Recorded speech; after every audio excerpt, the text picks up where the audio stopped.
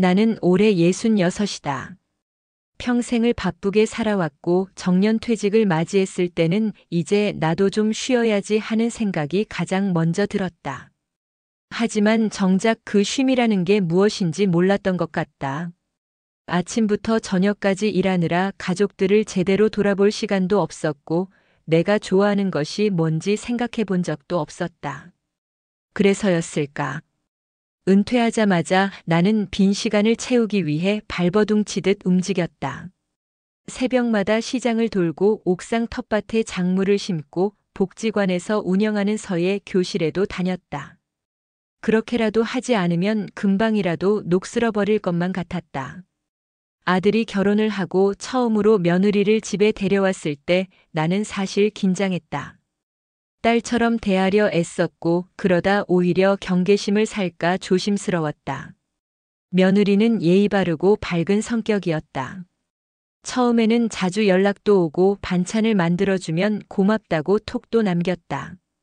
나는 그게 좋아서 더 정성스레 준비했다. 집안일이 많다며 아들이 둘이 사는 집 근처로 이사 오면 어떻겠냐고 제안했을 때도 기꺼이 그러자고 했다. 나도 손주가 생기면 가까이서 봐줄 수 있을 테니까. 그게 내가 할 수 있는 마지막 효도이자 도움이 될 거라 믿었다. 아들은 결혼 2년 차에 첫 아이를 얻었다. 손주가 생긴다는 건 내게도 새로운 인생의 시작이었다. 마치 내 젊은 시절로 돌아간 것처럼 아이의 울음에 반응하고 수유와 기저귀를 챙기며 하루를 보냈다.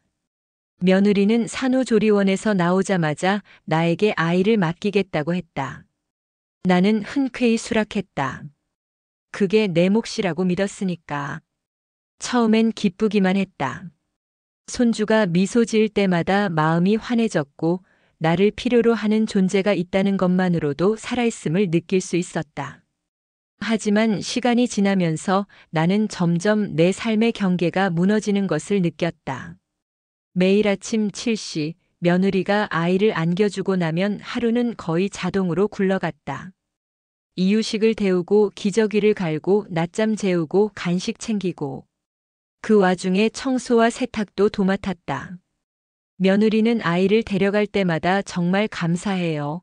어머님 덕분에 살아요. 라고 말했지만 나는 그 말이 점점 공허하게 들리기 시작했다.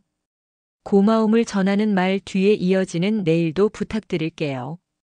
라는 말이 더 크게 들렸다. 마치 내가 무한정 이 일을 계속 해낼 수 있다고 믿는 듯 했다. 그렇게 1년이 흘렀다.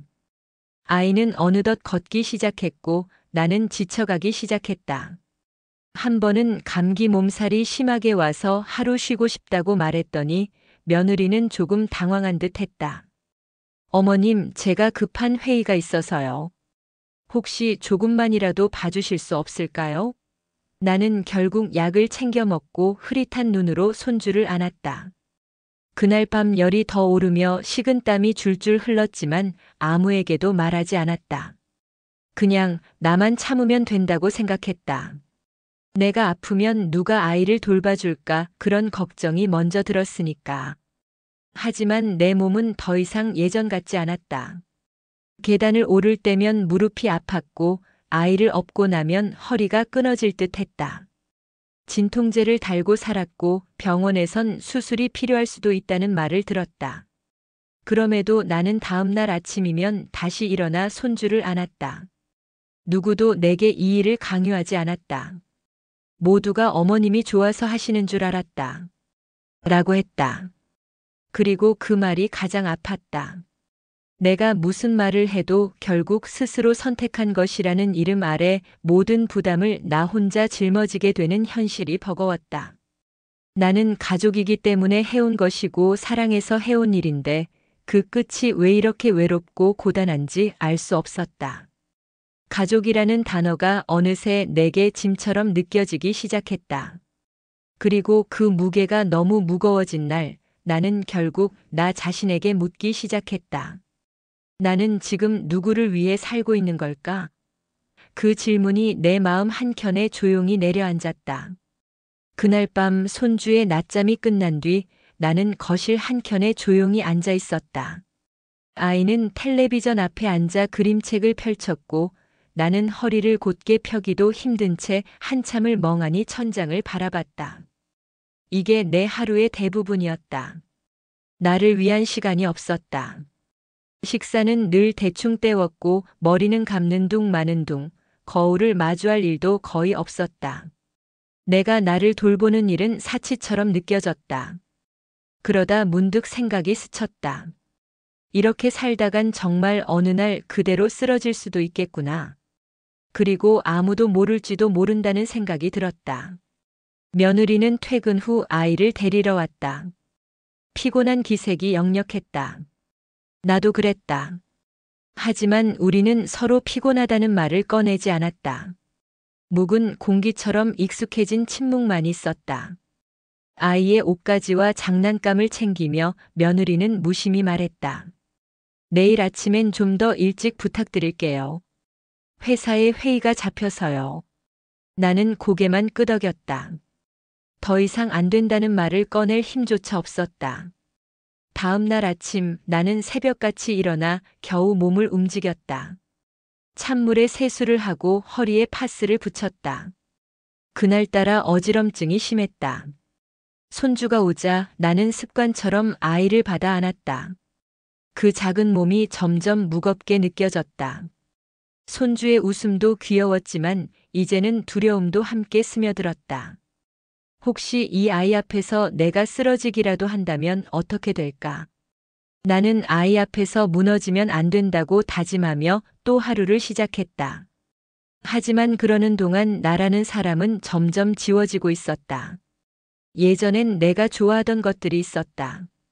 라디오를 들으며 뜨개질을 하거나 창밖의 나무들을 바라보며 사색에 잠기던 시간. 그런 사소한 순간들이 나를 지탱해 주었는데 지금은 단 하나도 남아있지 않았다. 손주가 돌아가고 나면 집안엔 정적만 남았다. 불 꺼진 텔레비전과 흐트러진 장난감들, 그리고 지친 나 자신이 남아있었다. 하루는 아들이 전화를 걸어왔다.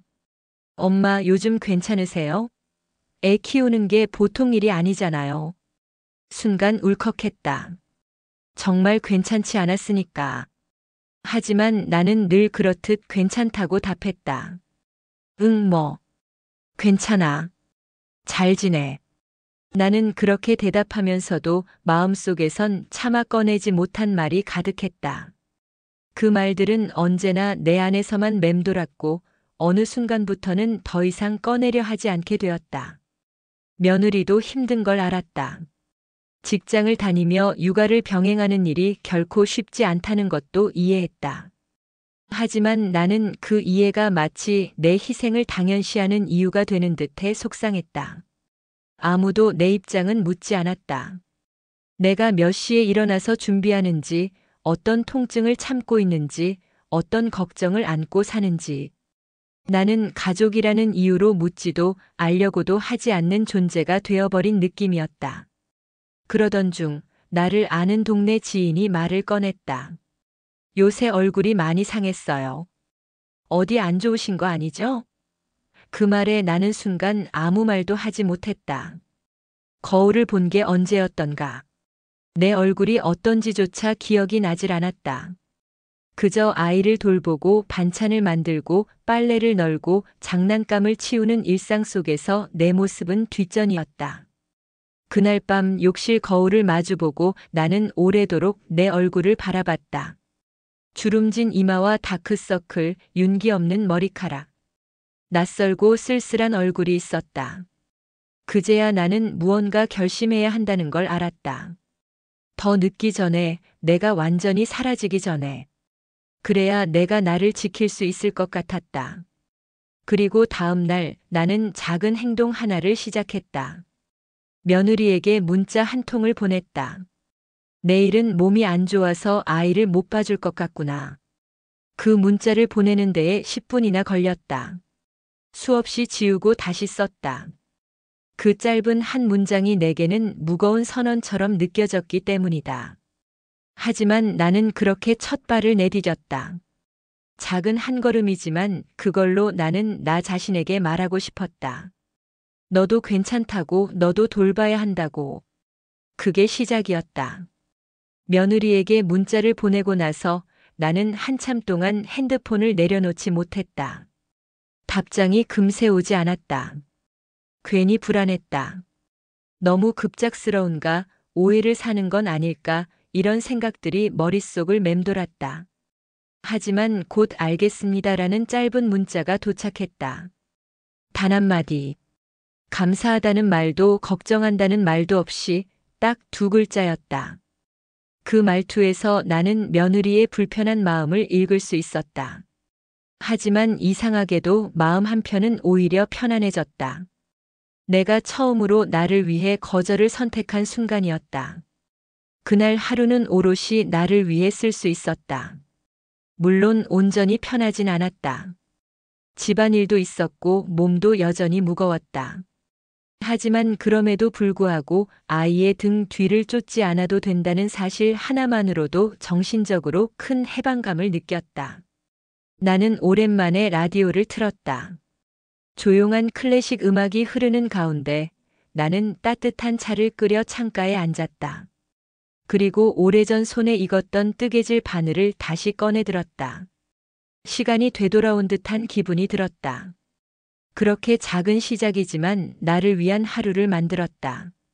그 주 주말 며느리는 다시 아이를 맡길 수 있겠냐고 물었다. 나는 조심스럽게 답했다. 주말마다 보는 건 조금 힘들 것 같아요. 이젠 일주일에 하루만 맡아보는 걸로 조정해 볼까 해요. 그 말을 꺼내는 데에도 용기가 필요했다. 하지만 며느리는 의외로 큰 반발을 하지는 않았다. 다만 잠시 정적이 흘렀고 알겠어요 라는 대답만 돌아왔다. 아마 그녀도 예상하고 있었을지 모른다. 내가 한계에 다다랐다는 것을. 그러던 어느 날 손주가 내게 말했다. 할머니가 요즘 안 웃어. 그 말이 어찌나 가슴을 아프게 찔렀는지 모른다. 나는 아이에게 미소를 지어 보였지만 그 미소마저 어색하게 느껴졌다. 나 자신이 많이 달라졌다는 것을 아이도 느낄 만큼 나는 지쳐 있었다. 그런 나를 아이에게 들키고 싶지 않았는데 결국 들켜버린 기분이었다. 며느리는 여전히 바빴고 아이는 자꾸 내게 기대왔다. 나는 외면하지 않으려 노력했다.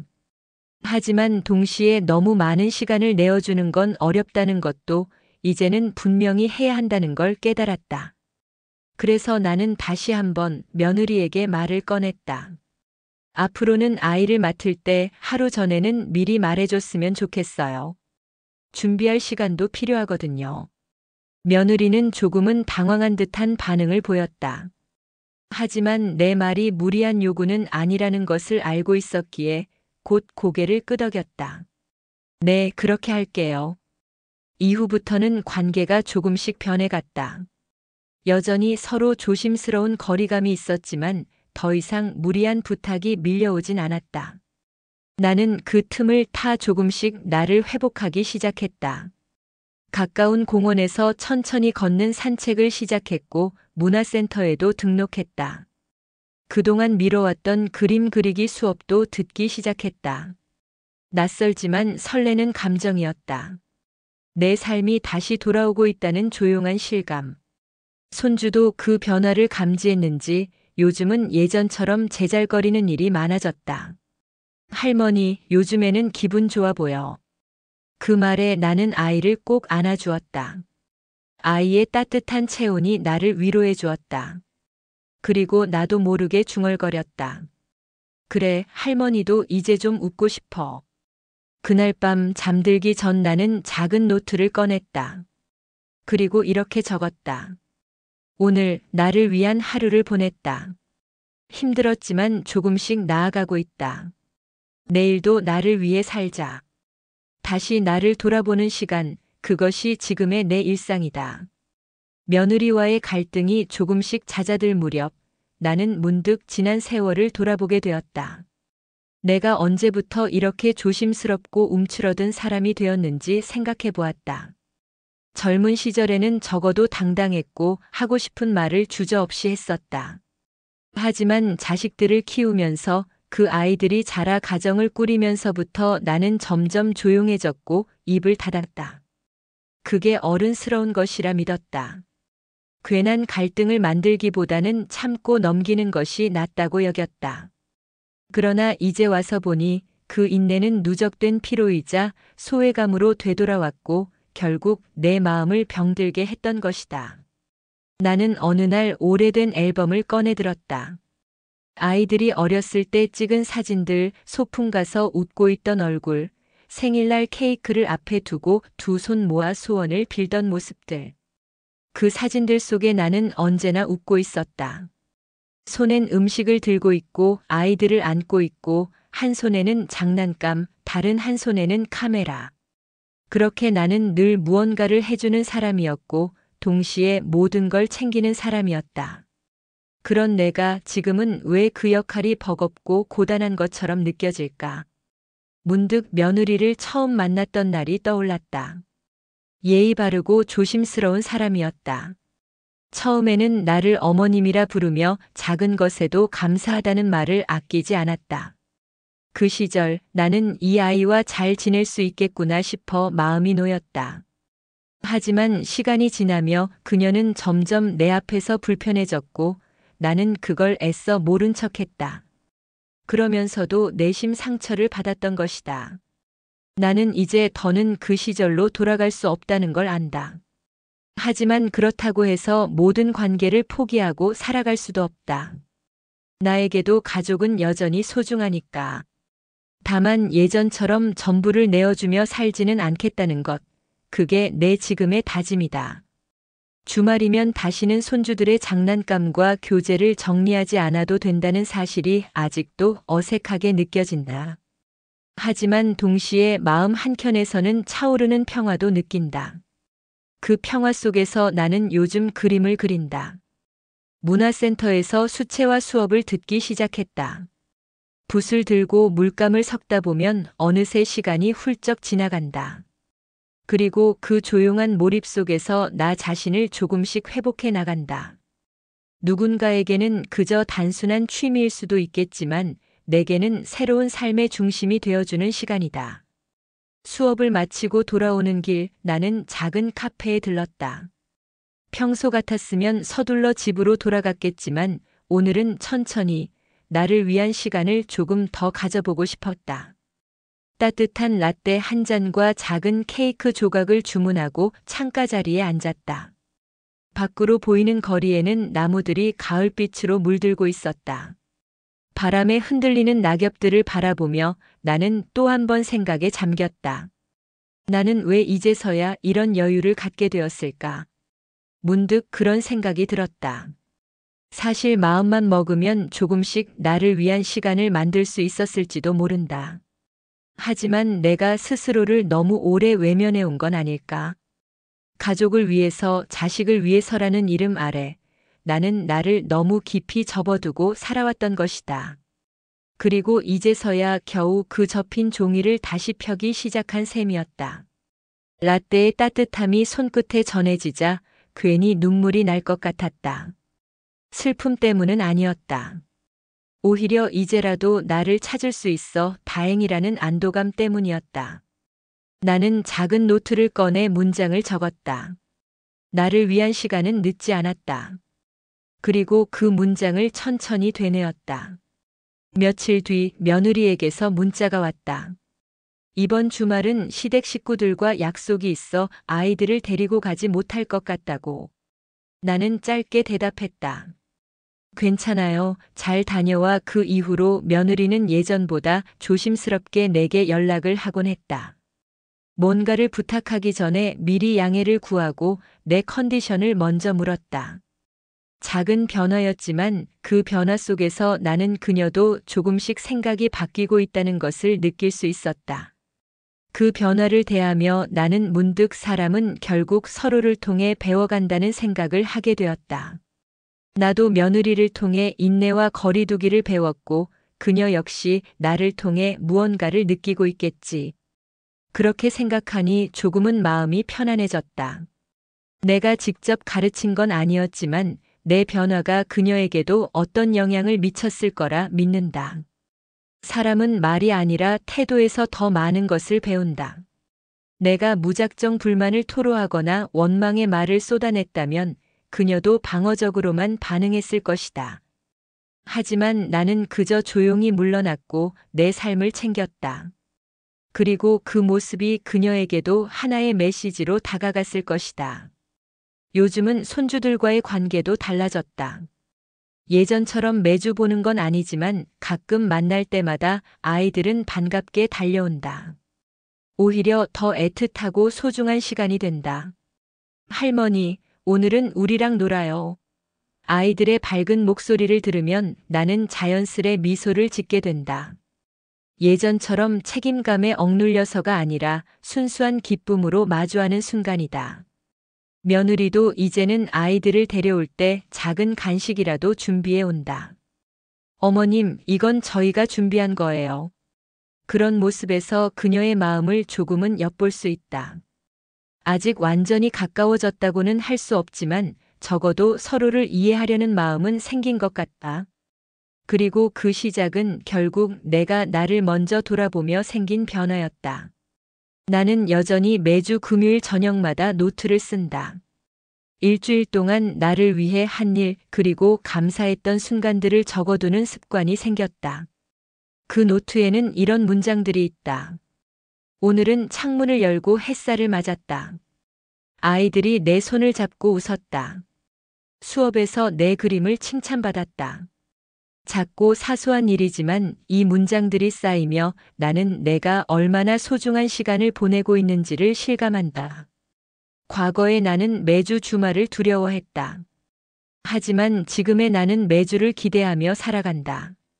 내 삶의 방향이 바뀌었고 그 중심에는 나라는 존재가 있다. 요즘은 하루를 시작하는 방식도 바뀌었다. 예전에는 가족들 밥 챙기고 손주 등원 준비하느라 정신없이 움직이다 보면 어느새 점심시간이 지나 있었다. 하지만 지금은 아침에 일어나면 가장 먼저 창문을 연다. 찬 공기와 햇살이 방 안으로 들어오면 하루가 새롭게 열리는 느낌이다. 그리고 조용히 차 한 잔을 내린다. 그렇게 차를 홀짝이며 책 한 장을 넘기거나 노트에 한 줄 일기를 적는다. 이 짧은 루틴이 내게 큰 안정감을 준다. 며느리와의 관계도 확실히 예전과는 다르다. 이전에는 일방적으로 내가 손주들을 돌보는 입장이었다면 지금은 서로 협의하여 일정을 조율한다. 물론 아직도 가끔은 갑작스러운 부탁이 오긴 한다. 하지만 나는 예전처럼 무조건 받아들이지 않는다. 이번 주는 제가 컨디션이 좀 안 좋아서 어려울 것 같네요. 이렇게 부드럽지만 분명하게 말한다. 처음엔 조금 당황하는 눈치였지만 이제는 어느 정도 익숙해진 듯하다. 며칠 전에는 며느리와 마트에서 우연히 마주쳤다. 나는 식재료를 고르고 있었고 그녀는 혼자 장을 보러 나왔는지 서둘러 걸음을 옮기고 있었다. 나를 발견하자 그녀가 먼저 인사를 건넸다. 짧은 대화였지만 예전과는 확연히 달랐다. 억지 웃음이나 의무감이 아닌 진심 어린 태도가 느껴졌다.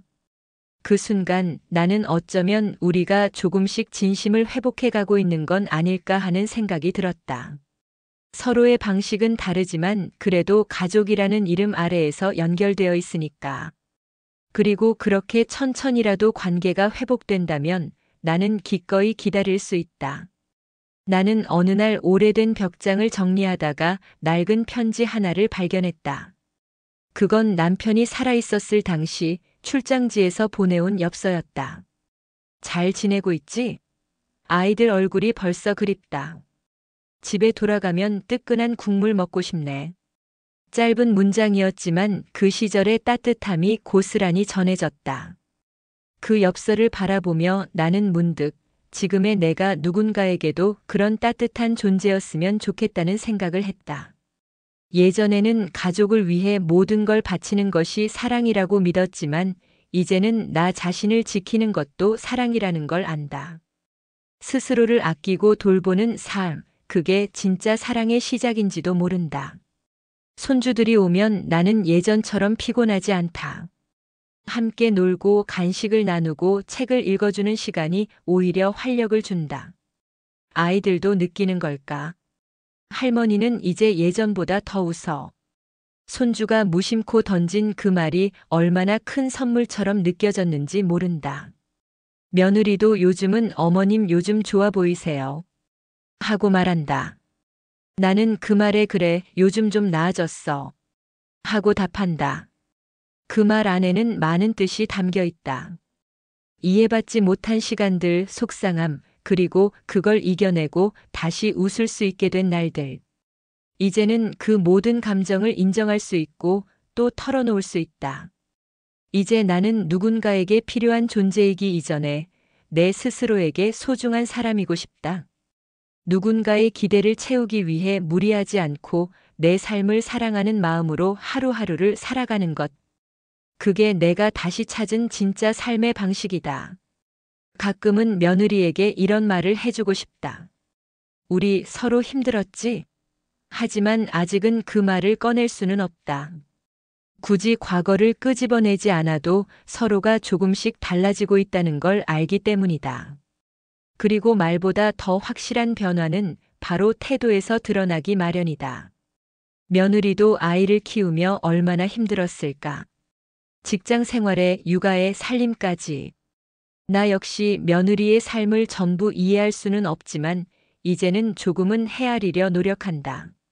나의 고단함만큼 그녀의 고단함도 있었을 테니까. 그렇게 생각하면 섭섭함보다는 안쓰러움이 먼저 든다. 요즘은 손주들이 학교에서 그린 그림을 선물로 준다. 할머니, 이건 나랑 할머니가 손잡고 공원 가는 거야. 그림 속에서 나와 손주는 큼지막한 꽃길을 걷고 있다. 나는 그 그림을 냉장고 문에 붙여두고 매일 본다. 그리고 그럴 때마다 마음이 몽글몽글해진다. 나는 이제야 비로소 삶을 조금은 알 것 같다. 그동안 나는 참 많이도 참고 많이도 내어주며 살았다. 그리고 그게 정답이라고 믿었다. 하지만 지금은 안다. 정답이란 건 없다. 다만 내가 선택한 삶의 책임을 지고 그 안에서 내 평화를 지켜나가는 것. 그게 진짜 삶의 지혜라는 걸. 그렇게 생각하며 나는 다시 노트를 펼친다. 오늘도 나를 위한 한 줄을 적는다. 나는 오늘 나를 사랑했다. 몇 해 전만 해도 나에게 주말은 고단한 노동의 연속이었다. 아침부터 저녁까지 손주 돌보고 끼니 준비하고 집안일 챙기느라 하루가 어떻게 지나가는지 몰랐다. 하지만 요즘은 다르다. 주말이 되면 나는 작은 텃밭을 찾는다. 아파트 옆 자투리 땅을 이웃들과 나눠 쓰는 공간인데 내가 맡은 구에게는 상추, 깻잎, 방울토마토가 자라고 있다. 흙을 만지다 보면 복잡했던 머릿속이 정리되고 마음이 맑아진다. 손에 흙이 묻고 무릎을 굽히고 땀이 이마를 타고 흐를 때면 오히려 살아있다는 실감이 든다. 예전에는 몸이 아파도 누구한테 말할 수 없었고 감정이 쌓여도 풀 곳이 없었다. 하지만 이 텃밭은 묵묵히 내 말을 들어주는 친구 같다. 텃밭 옆에서 마주친 옆집 할머니와 이런저런 이야기를 나누다 보면 혼자가 아니라는 생각에 마음이 든든해진다. 어머니, 요즘 얼굴이 환해지셨어요. 이웃이 건네는 말에 나는 웃으며 대답한다. 조금 여유가 생겼나 봐요. 예전에는 여유라는 단어가 사치처럼 느껴졌는데 지금은 꼭 필요한 삶의 요소라는 걸 알게 됐다. 며느리도 요즘은 한 발 물러서서 나를 존중해주는 태도를 보인다. 더 이상 갑작스레 아이를 맡기지 않고 필요한 일이 생기면 미리 상의한다. 어머님, 이번 주에 아이들 봐주실 수 있을까요? 너무 부담되시면 괜찮아요. 이 한마디가 얼마나 큰 위안이 되는지 모른다. 강요가 아닌 요청이라는 차이는 마음의 문을 열게 한다. 며칠 전 아들이 조용히 전화를 걸어왔다. 엄마, 혹시 시간 괜찮으시면 저녁 같이 하실래요? 그 말 한마디에 마음이 찡했다. 바쁘다는 핑계로 자주 연락하지 않던 아들이 먼저 식사 제안을 한 건 오랜만이었다. 약속한 날 근처 국밥집에서 마주 앉은 아들은 묵묵히 밥을 뜨더니 나직하게 말했다. 엄마, 제가 요즘 생각이 많아요. 엄마가 얼마나 힘드셨을까 싶고 며칠 전엔 와이프랑도 그 얘기를 했어요. 그 말에 나는 젓가락을 잠시 멈췄다. 우리가 너무 무심했던 것 같아요. 엄마가 말없이 다 해주셔서 그게 당연한 줄 알았어요. 그 말을 듣는 순간 그동안 내 마음속에 켜켜이 쌓여있던 서운함이 눈물처럼 흘러내릴 뻔했다. 꾹 참고 웃으며 말했다. 이제 와서 뭐 다 지나간 일이야. 그래도 내가 그렇게 말해주니 고맙다. 그날 이후 아들은 자주 안부 전화를 걸어온다. 며느리도 어머님 요즘 괜찮으세요? 하며 문자 메시지를 보낸다. 짧은 메시지 하나, 전화 한 통이 이렇게 큰 위로가 될 수 있다는 걸 새삼 느낀다. 어쩌면 우리가 겪었던 갈등은 서로의 삶을 몰랐던 데서 비롯된 것이었는지도 모른다. 나는 요즘 새로운 일에 도전하고 있다. 근처 복지관에서 열리는 시니어 글쓰기 수업에 참여하게 된 것이다. 처음에는 망설였다. 내가 무슨 글을 쓴다고 그런 생각이 들었지만 선생님의 말이 마음을 움직였다. 글을 쓰는 건 기억을 꺼내는 일이자 자신을 마주하는 일이에요. 첫 수업에서 선생님은 가장 기억에 남는 하루를 써보세요라고 말했다. 나는 주저없이 그날을 썼다. 손주를 돌보다 병원에 실려갔던 날, 그리고 나를 외면하던 자식들 앞에서 처음으로 폭발했던 날. 글을 쓰며 그때의 감정이 되살아났고 자연스럽게 눈물이 흘렀다. 그런데 이상하게도 그 눈물 뒤에는 가벼움이 있었다. 쏟아낸 감정은 나를 치유해 주었다. 수업을 마치고 돌아오는 길, 나는 복지관 앞 벤치에 앉아 하늘을 바라봤다. 이제는 조금은 나답게 살 수 있을까? 그런 생각이 들었다. 더 이상 누군가의 엄마, 누군가의 할머니로만 존재하는 삶이 아니라 나라는 사람으로 살아가는 살. 그게 얼마나 소중한지 나는 이제야 알 것 같다. 노트에 한 줄을 남겼다. 나는 오늘 처음으로 나를 쓰기 시작했다. 글쓰기 수업은 내 삶에 새로운 숨결을 불어넣었다. 매주 한 편씩 글을 쓰다 보니 자연스럽게 나 자신을 돌아보게 되었다. 그동안은 누구를 위해 사느라 내 속마음을 들여다볼 겨를조차 없었는데 이제야 비로소 내 안에 있던 진짜 감정들을 마주하게 되는 것이다. 어느 날은 내가 가장 부끄러웠던 순간을 주제로 글을 썼다. 손주가 깨진 유리컵에 발을 다쳤을 때 병원에서 며느리가 어머님, 이렇게 애를 보면 어떡해요라고 말하던 장면이 떠올랐다. 나는 그날 침묵했다. 변명도 하지 못했고 나 자신을 꾸짖지도 못했다. 글을 쓰며 그 장면을 다시 마주하자 억눌렸던 감정이 문장마다 묻어났다. 그리고 문득 이런 생각이 들었다. 그날 내가 나를 지켜주지 못했구나. 그 이후 나는 매일 아침 한 줄 일기를 쓰기 시작했다. 오늘도 나를 돌보겠다. 그렇게 시작하는 문장으로 하루를 연다. 남이 아닌 나를 위한 삶을 사는 것, 그건 거창한 무언가가 아니라 매일 작은 약속을 지키는 것에서 시작된다는 걸 배워가고 있다. 이제는 나 스스로를 이해하려 애쓰고 있다. 아프면 아프다고 말하고 하기 싫은 일은 하지 않기로 마음먹었다. 그게 나를 위한 최소한의 존중이라는 걸 늦게나마 깨달았기 때문이다. 글쓰기 외에도 나는 또 하나의 변화를 시도하고 있다. 바로 그림 그리기다. 복지관에서 우연히 열리는 수채화 수업에 참여하게 되었는데 물감과 붓을 손에 쥐는 그 순간 이상하리만치 설렘이 느껴졌다. 처음엔 서툴렀다. 색이 번지고 선이 틀어지고 종이가 울었다. 하지만 선생님은 웃으며 말씀하셨다.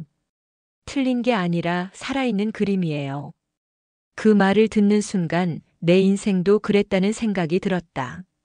완벽하지 않았고 번지고 울기도 했지만 살아있었다는 것만은 분명했다. 나는 내가 그린 첫 그림을 액자에 담아 방 한구석에 세워두었다. 작은 들꽃 한 송이가 푸른 배경 위에 흔들리는 그림. 그 아래에 짧은 문장을 적었다. 내가 다시 피어나던 순간. 손주들이 가끔 집에 찾아올 때면 그 그림 앞에서 멈춰 서곤 한다. 할머니, 이거 누가 그렸어? 내가. 할머니가? 진짜 잘했다. 아이들의 반응에 쑥스럽기도 하고 기분이 좋아지기도 한다. 예전에는 손주들의 관심이 오로지 놀이감이나 간식에 있었지만 이제는 할머니의 시간에도 눈길을 주는 모습이 고마웠다. 내가 나를 찾아가는 이 여정에 누군가 작은 응원을 보태준다면 그것만으로도 큰 위로가 된다. 며느리와의 관계는 아직 완전히 회복되었다고 할 순 없지만 분명 예전과는 다른 온도가 흐르고 있다. 얼마 전엔 며느리가 직접 내게 전화를 걸어왔다. 어머님, 이번에 친정엄마가 무릎 수술을 받으셔서요. 혹시 시간이 괜찮으시면 저희가 주말에 아이들과 잠깐 들러도 될까요? 이전과는 다른 접근이었다. 과거에는 당연하다는 듯 맡기고 떠났던 사람들이 이제는 괜찮으시다면이라는 말을 붙였다. 나는 잠시 고민하다가 조심스럽게 대답했다. 그날은 내가 병원 예약이 있어서 오전엔 어렵겠지만 오후엔 괜찮을 것 같아. 내 일정도 중요하다는 걸 내가 먼저 인정해야 남도 나를 배려해준다. 과거의 나는 늘 남을 먼저 생각했다. 내 몸이 아파도 피곤해도 계획이 있어도 자식들 부탁이면 무조건 양보했다. 하지만 지금은 다르다. 나는 나의 시간을 먼저 지키고 그 안에서 가능한 만큼만 돕기로 마음먹었다. 며느리는 내 대답에 놀란 듯 잠시 침묵하더니 이내 웃으며 말했다. 알겠습니다, 어머님. 오후에 뵐게요. 아이들도 할머니 보고 싶어 하거든요. 그 통화는 내게 많은 걸 시사했다.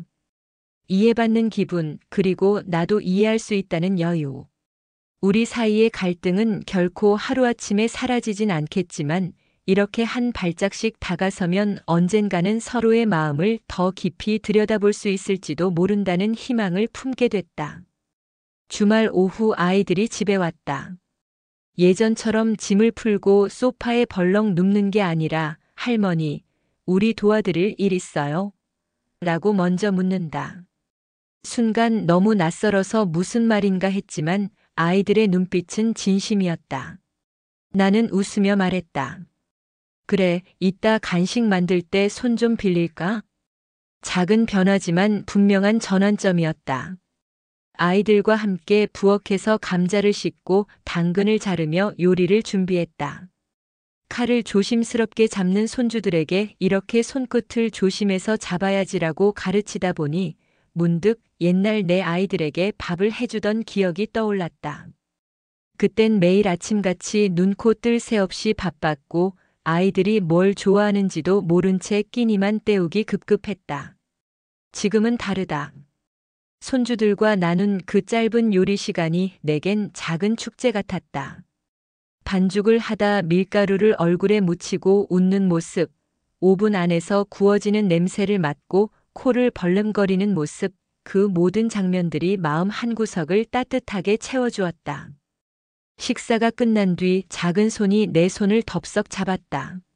할머니, 우리 다음엔 쿠키 만들자.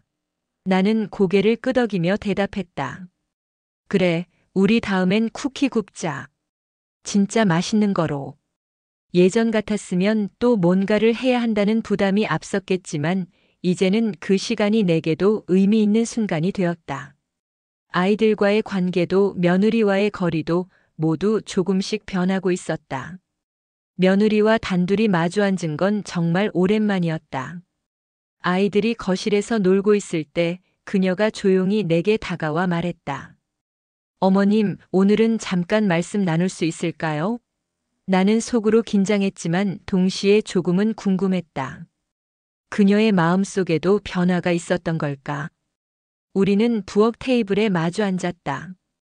그녀는 차 한 잔을 앞에 두고 잠시 말없이 창밖을 바라보더니 천천히 입을 열었다.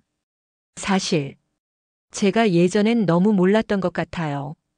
어머님이 얼마나 힘드셨는지, 왜 자꾸 지치셨는지. 그녀의 눈에 맺힌 물기를 보며 나는 놀라움과 동시에 안도감을 느꼈다. 그간 나 혼자만 느꼈던 고통과 서운함이 그녀에게도 닿아 있었구나 하는 생각이 들었다. 그녀는 말을 이었다. 처음엔 그냥 어머님이 우리한테 너무 간섭하신다고만 생각했어요. 그런데 어느 순간부터 저도 지치고 버거운 게 느껴졌어요. 그러고 나니 어머님은 얼마나 더 힘드셨을까 싶더라고요. 나는 말없이 그녀의 말을 들었다. 때로는 어떤 사과보다 솔직한 고백이 더 큰 울림을 준다. 나는 그녀의 손 위에 조심스럽게 내 손을 얹었다. 너도 고생 많았을 거야. 나도 몰랐던 게 많았어. 그 말은 진심이었다. 나도 며느리의 처지를 다 이해하지 못했을지 모른다. 서로가 서로에게 마음을 닫고 있었기에 멀어진 거리만큼 오해도 깊어졌던 것이다. 이제서야 우리는 그 거리를 좁히기 시작했다.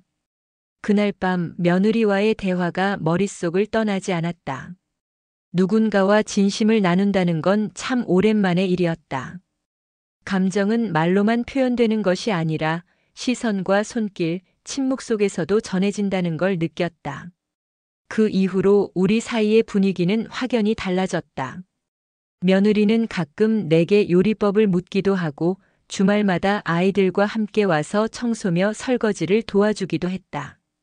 나는 일부러 내가 좋아하는 꽃차를 준비해 두고 아이들이 오면 함께 마시는 시간을 만들었다.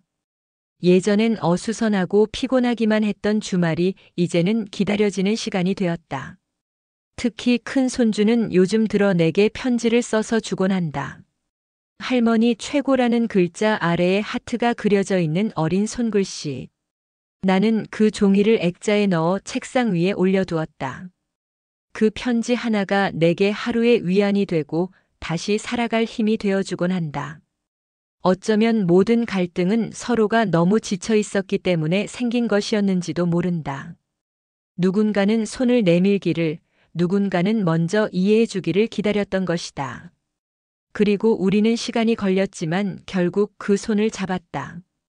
아직 완벽하지는 않지만 이제는 서로의 눈을 피하지 않고 마주할 수 있다. 며느리와 내가 앉아 함께 고른 새로운 식탁보가 도착한 날, 나는 괜스레 기분이 좋아졌다. 예전 같았으면 그녀가 뭘 사자고 해도 고개부터 저었을 텐데, 이젠 같이 고르고 같이 깔고 함께 감탄할 수 있다는 것이 신기했다. 그런 사소한 변화들이 우리 관계를 조금씩 바꿔놓고 있다는 게 느껴졌다. 그날 며느리는 조용히 내게 물었다. 어머님, 혹시 어머님도 예전에 시어머니와 갈등이 있으셨어요? 나는 고개를 끄덕이며 오래전 내 이야기를 꺼냈다. 나도 한때는 내 입장이었지. 내 말 한마디에 시어머니가 눈살을 찌푸릴까 조심했었고 마음을 말하지 못해 오해만 쌓였던 시절이 있었어. 그녀는 고개를 끄덕이며 내 말을 경청했다. 서로가 엄마와 며느리 이전의 여자로서 얼마나 비슷한 감정을 느끼고 살아왔는지를 공유하면서 우리는 어쩌면 처음으로 진심을 주고받았는지도 모르겠다. 그녀는 말했다. 저도 어머님이 제 인생에 간섭하는 사람이라고만 생각했어요. 그런데 이제는 함께 걸어가는 사람이셨다는 걸 조금은 알 것 같아요. 그 말에 나는 마음이 울컥했다. 우리는 여전히 다른 세대에 살고 있고 여전히 서로 다른 언어로 살아가고 있지만 적어도 이제는 마음을 닫지는 않게 되었다. 그것만으로도 충분히 큰 변화였다. 어느 토요일 며느리가 직접 도시락을 싸서 나를 공원으로 데리고 나갔다. 평소 같았으면 아이들 데리고 놀이터에 앉아 있는 걸로 끝났겠지만 그날은 아이들은 남편이 돌보고 우리는 둘이서만 시간을 보내기로 한 것이었다. 그녀는 이렇게 말했다. 어머님, 이제 저도 어머님을 챙기고 싶어요. 도시락 가방을 열자 정성껏 싼 김밥과 과일, 그리고 내가 좋아하는 약과가 들어있었다. 이런 정성이 낯설어서 당황스러울 정도였다. 나는 이런 건 내가 해줘야 하는 거 아닌가? 라고 말했지만 그녀는 조용히 웃으며 이젠 제가 할 차례예요 라고 대답했다. 공원 나무 벤치에 앉아 나란히 도시락을 먹으며 우리는 웃고 때때로 조용히 말없이 바람을 느끼기도 했다. 어느 순간 그녀가 나직이 말했다. 처음 이 집에 들어왔을 때 어머님이 해주신 된장찌개 맛을 아직도 기억해요. 사실 그때 그 찌개가 너무 짜서 물을 3잔이나 마셨거든요. 우리는 동시에 웃음을 터뜨렸다. 이런 농담이 오가는 순간 내가 느낀 건 단순한 화해나 거리가 아니라 정이란 감정이었다. 부드럽게 스며든 관계, 억지로 끌어안는 것이 아닌 자연스러운 포옹. 며느리는 내게 말했다. 앞으로도 자주 이런 시간 만들어요, 어머님. 나는 그 말을 들으며 작게 고개를 끄덕였다. 나도 그러고 싶다고. 며칠 후 큰 손주가 학교에서 받아온 그림을 내게 건넸다. 할머니, 이거 내가 그렸어요. 종이엔 둥글게 웃고 있는 가족들이 있었고 그 가운데 내가 큼직하게 그려져 있었다. 아이가 손가락으로 내 그림을 가리키며 말했다. 여기 할머니. 할머니는 가족 중에 제일 힘센 사람이라서 크게 그렸어요. 그 말을 듣자마자 나는 눈물이 핑 돌았다. 힘센 사람이란 말이 단순한 육체적인 힘을 뜻한 게 아니란 걸 알았다. 그 아이에게 나는 언제나 곁에 있었고 돌봐주고 웃어주고 안아주는 그런 존재였던 것이다. 아무리 지치고 힘들어도 나를 믿고 다가와주는 그 아이의 마음이 나를 일으켜 세웠다. 그날 밤 나는 아이가 준 그림을 벽에 조심스럽게 붙였다. 벽지는 낡았지만 그 그림 하나로 방 안이 한층 따뜻해진 듯한 기분이었다. 며느리도 그걸 보고는 이거 저희 집에도 하나 붙여야겠어요 라고 말하며 웃었다.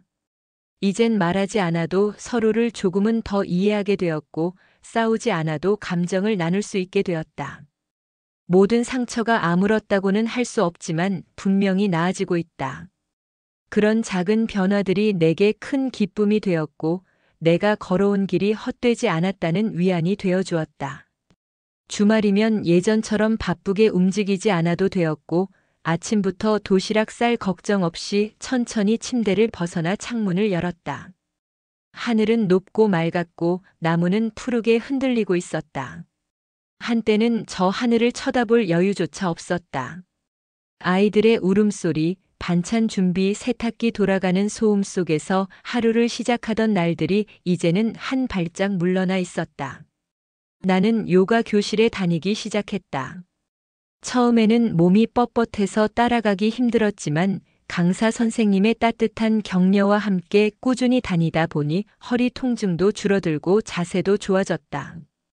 무엇보다 혼자만의 시간을 가지며 내 몸에 집중하는 그 시간이 너무 소중하게 느껴졌다. 요가 매트를 펴고 음악이 흐르는 공간에 앉아 있으면 마치 세상이 고요해지는 것 같았다. 요가가 끝나고 근처 찻집에서 허브티를 한 잔 마셨다. 창가에 앉아 지나가는 사람들을 바라보다가 문득 생각했다. 나는 누구였고 이제는 누구인가? 이제야 나는 나 자신이 누구인지, 무엇을 좋아하고 무엇을 원했는지 돌아볼 수 있었다. 한평 남짓한 요가 매트 위에서 나는 내 인생을 다시 정리해 나가는 중이었다. 며느리에게도 요가 이야기를 해주었더니 그녀는 어머님, 저도 같이 다녀보고 싶어요라고 했다. 그렇게 우리 둘은 새로운 취미를 함께 공유하게 되었다. 예전에는 같이란 단어가 불편했는데 지금은 그 단어가 주는 온기가 좋았다. 요가 수업을 마친 어느 날 며느리가 조심스레 내게 물었다. 어머님, 혹시 저희 이번에 작은 여행 다녀와도 괜찮을까요? 순간 나는 고개를 갸웃했다. 괜찮고 말고를 왜 나한테 물어보니? 라고 되물었더니 그녀는 작게 웃으며 말했다. 예전 같았으면 아무 말도 않고 다녀왔을 텐데 이제는 어머님께 미리 말씀드리고 싶어서요. 그 말 한마디에 마음이 따뜻해졌다. 누군가의 허락을 받아야 할 입장은 아니지만 함께 공유하는 가족이라는 생각이 그녀에게 생겼다는 것이 고마웠다. 나는 말했다. 다녀와. 대신 좋은 사진 많이 찍어서 보여줘. 요즘은 인생샷이 대세라며? 그 말에 며느리는 깔깔 웃으며 고개를 끄덕였다. 며느리가 여행을 떠난 주말, 나는 오랜 친구를 만났다. 친구는 나를 바라보며 말했다. 너 얼굴이 한결 밝아졌어. 예전엔 늘 피곤하고 기운 없어 보였는데. 나는 고개를 끄덕이며 대답했다. 나도 이제 나를 좀 돌보려고. 친구와 함께 오래된 찻집에서 시간을 보내며 우리는 오랜만에 실컷 웃었다. 아이들 이야기, 며느리 이야기, 그리고 이제야 알게 된 내 이야기까지. 친구는 말했다. 우리 이제 자식들 눈치 보지 말고 살자. 그 말에 나는 맞아. 이제 우리도 우리 인생 살 때야 라고 대답했다. 그리고 그날 밤 며느리에게서 도착한 사진 한 장. 바닷가에서 활짝 웃고 있는 아들과 며느리, 그리고 손주들의 모습이었다. 나는 그 사진을 확대해서 보며 중얼거렸다. 그래, 다들 웃고 있으면 된 거지. 며느리와 나는 이제 서로를 대할 때 무조건적인 이해를 바라는 게 아니라 이해하려는 노력을 먼저 시작하게 되었다. 그녀는 예전처럼 내 말에 반발하지 않았고 나도 예전처럼 그녀를 시험하려 하지 않았다. 그 사이 아이들도 변했다. 손주들이 집에 오면 예전처럼 나를 바라보며 할머니랑 뭐하고 놀까? 라고 물어왔다. 나는 그것만으로도 충분했다. 그날도 큰 손주가 나를 붙잡고 말했다. 할머니는 왜 우리랑 있을 때 제일 많이 웃어요? 나는 잠시 멈칫하다가 너희랑 있으면 기분이 좋아지거든이라고 대답했다. 아이는 해맑게 웃으며 말했다. 그럼 나도 커서 할머니처럼 웃는 어른이 될래요. 그 말을 들은 나는 그저 바라만 봐도 흐뭇했다. 그리하여 나는 매주 금요일 예전처럼 불안에 떨던 그날을 이제는 기다리는 날로 바꾸어 버렸다. 손주들이 온다는 건 더 이상 고된 노동이 아니라 잠시나마 나의 일상에 찾아온 소소한 축제처럼 느껴졌기 때문이다. 물론 나는 예전처럼 아침부터 반찬을 하고 옷을 챙기고 빨래를 도맡는 그런 방식으로 아이들을 보살피지 않는다. 며느리도 이제는 어머님, 애들은 제가 챙길게요.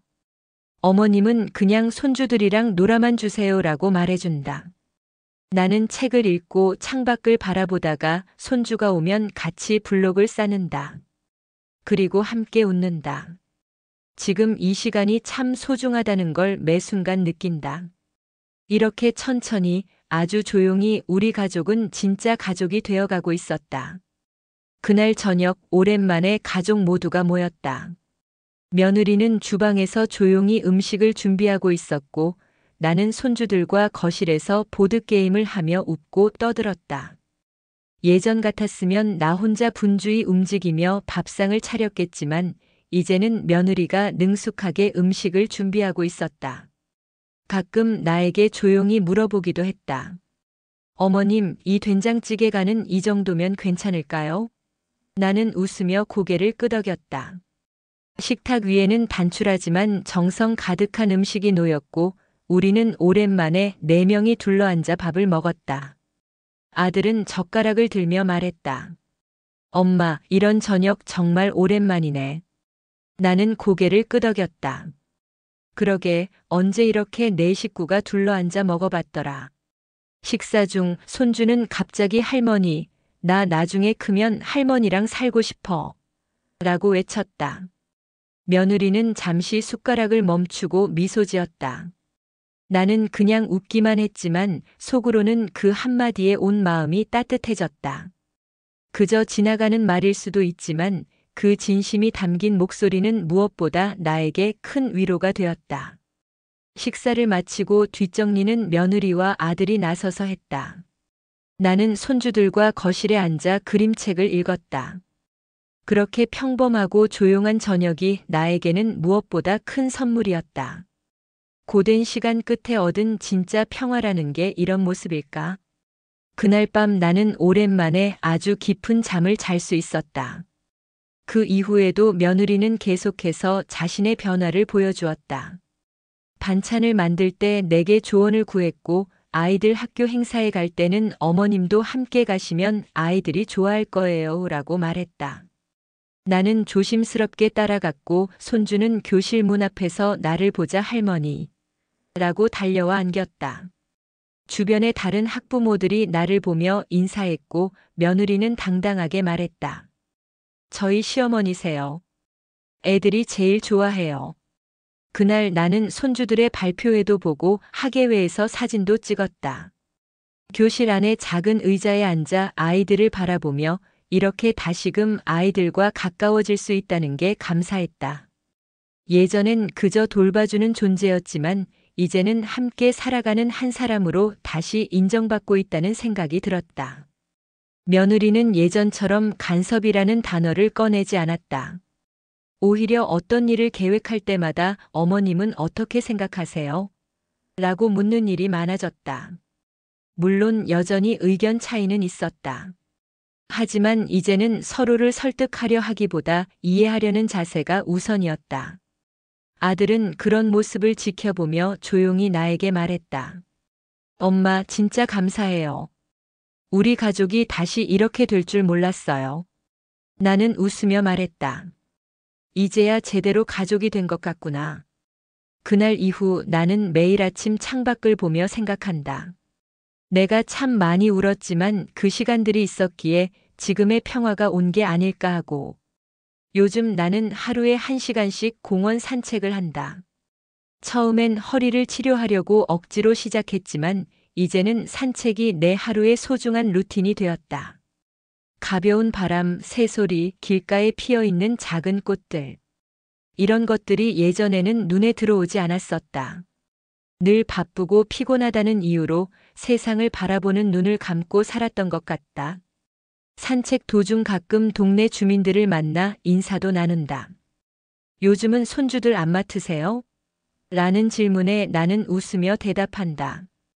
이젠 가끔씩만 봐요. 저도 제 시간이 필요하잖아요. 그 말에 다들 고개를 끄덕인다. 어떤 이들은 부럽다고 하고 어떤 이들은 자신도 그렇게 살아보고 싶다고 말한다. 나는 말한다. 처음부터 이렇게 되진 않았어요. 갈등도 있었고 상처도 많았죠. 근데 결국 서로의 진심을 보게 되면 바뀌는 게 가족인 것 같아요. 내 이야기를 들은 그들은 고개를 끄덕이며 미소 지었다. 산책을 마치고 집에 돌아오면 따뜻한 물에 몸을 담그고 차를 한 잔 끓여 마신다. 가끔씩은 일기장에 하루를 기록하기도 한다. 예전엔 이런 게 무슨 소용일까 싶었지만 이제는 내 하루하루가 얼마나 소중한지 알고 있다. 이 나이에도 이렇게 배우고 느낄 수 있다는 게 감사할 뿐이다. 가끔은 며느리와 조용히 차를 마시며 대화를 나눈다. 예전에는 상상도 못했던 일이지만 이젠 어색하지 않다. 며느리는 조심스럽게 자신의 지난 행동을 언급하며 사과하기도 했다.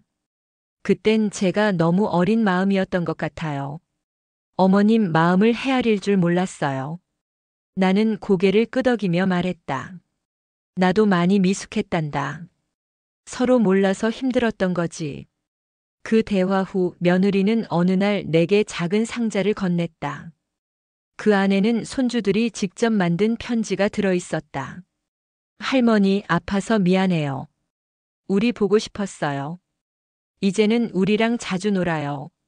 그 짧은 문장에 나는 눈물이 핑 돌았다. 손주들의 손글씨로 쓰인 그 편지는 어떤 고가의 선물보다도 내 마음을 더 깊이 울렸다. 시간이 지날수록 우리는 서로를 이해하는 방법을 배워갔다. 며느리는 자주 내 안부를 묻고 필요할 때 도움을 청하는 법도 익혔다. 나는 그런 그녀의 변화를 느낄 수 있었고 이제는 서로가 가족이라는 울타리 안에서 각자의 자리를 찾아가는 것 같았다. 모든 갈등이 완전히 사라진 것은 아니지만 최소한 이제는 서로를 탓하거나 상처 주는 말을 하지 않게 되었다. 그건 아주 큰 변화였다. 나는 그저 조용히 평온하게 내 나름대로의 삶을 살아갈 수 있게 된 것에 만족했다. 그리고 그 삶 속에 다시 가족이 함께 존재한다는 것도 다행이라 여겼다. 계절은 다시 겨울로 접어들고 있었다. 한 해가 또 저물고 있었다. 손주들이 크면서 예전처럼 나를 필요로 하진 않게 됐지만 가끔 손을 잡고 할머니, 같이 그림 그릴래요? 라고 묻는 순간마다 나는 여전히 세상에서 제일 큰 사랑을 받고 있는 듯한 기분이 든다. 며느리도 이제는 내게 무언가를 강요하거나 피하지 않는다. 같이 장을 보러 가기도 하고 주말에 함께 TV를 보며 도란도란 이야기를 나누기도 한다. 그 속에서 나는 예전의 상처들을 조금씩 지워가는 중이다. 가끔 나 혼자 오래 앉아있는 시간이 생기면 지난 시간을 떠올리게 된다. 참 많이도 울고 참았다. 그러나 그런 시간을 지나서야 지금의 평화가 가능해졌다는 걸 안다. 그래서 이 평화가 더 소중하다. 나는 매일 아침 눈을 뜨며 조용히 다짐한다. 오늘 하루도 나를 위해 잘 살아보자. 아들은 가끔 내게 고백하듯이 말하곤 한다. 엄마, 예전에 제가 너무 무심했어요. 더 일찍 알았더라면 좋았을 텐데. 나는 그저 웃으며 말한다. 사람은 누구나 때가 돼야 알게 되는 거야. 너무 늦지 않았으니 된 거지. 그런 말들이 오갈 때마다 우리 가족은 다시금 단단해져 가는 것 같았다. 그리고 나는 그걸 지켜보며 삶이란 결국 그렇게 이어지는 것임을 깨달았다. 이제 나는 내 삶을 내 손으로 꾸려가고 있다. 더 이상 누군가의 기대에 맞추는 존재가 아니라 내 시간과 감정을 내 방식대로 사용하는 한 사람으로서 존재하고 있다. 가끔은 친구들과 함께 여행도 가고 문화센터에서 새로운 사람들과 수업도 듣는다. 노년의 삶이라기보단 새로운 시작 같은 삶이다. 주말 아침에 눈을 떠서 손주들의 발소리가 들리지 않는 대신 내리는 햇살과 새소리에 집중할 수 있게 되었다.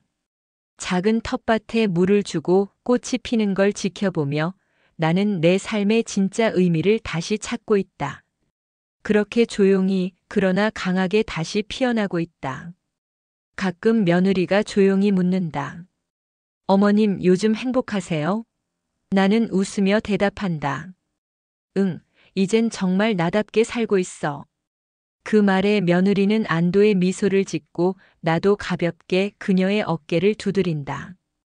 우리는 서로를 통해 배웠고 변화했고 결국 가족이라는 울타리 안에서 다시 손을 맞잡았다. 이건 누가 먼저 잘했고 못했고의 문제가 아니라 시간이 만들어준 작은 기적 같은 변화였다. 그리고 나는 그 안에서 다시 피어나는 나를 보며 조용히 마음속으로 외쳤다. 이제야 나는 진짜 나로 살아간다. 우리는 때때로 사랑이라는 이름으로 주는 것에 익숙해집니다.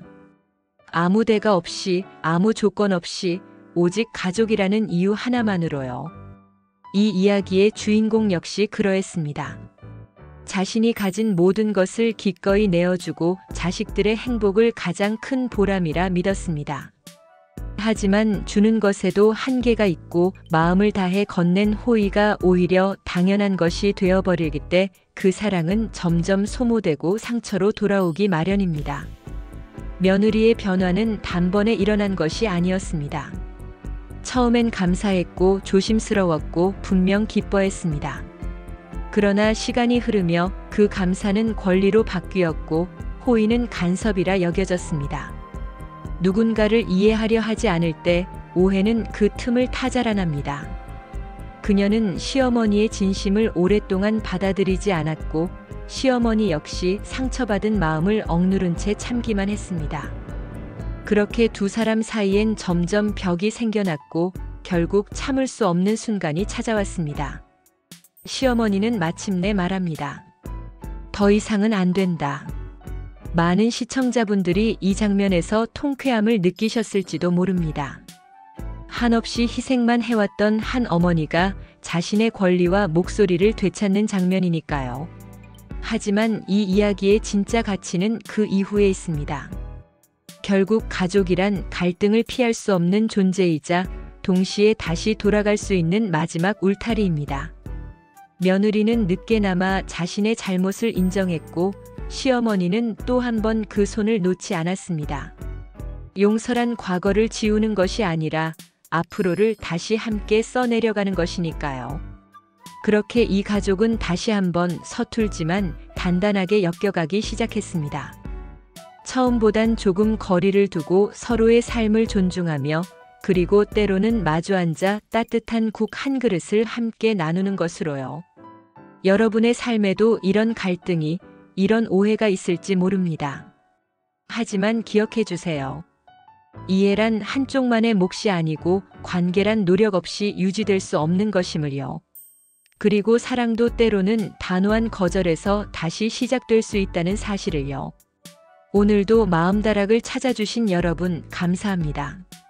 이야기가 끝난 지금 여러분의 마음에도 작은 평안이 머물기를 바랍니다.